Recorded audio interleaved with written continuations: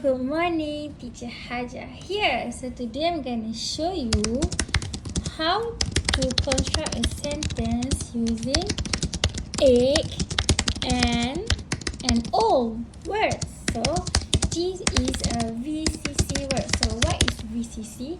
V is vowel like A, E, I, O, U, and consonant is other than vowel letters. So first I'm going to show you how to do.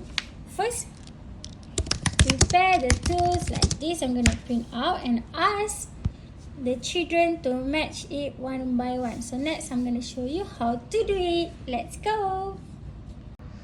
Hello children, let's make a sentence from 8 words. So look at the 8. So fresh. Can use this egg is fresh. Nice one. Teacher give you this to take one. Look. Okay, let's put here. Let's do another one. You have and here. Look, have the cake there. So the cake was crawling with and look. Good job. You got to take one more. What color you want? We take the blue one. See? Nice one.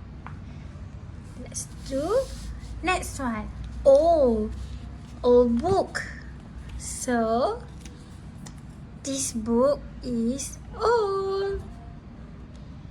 Good job. Let's take another one.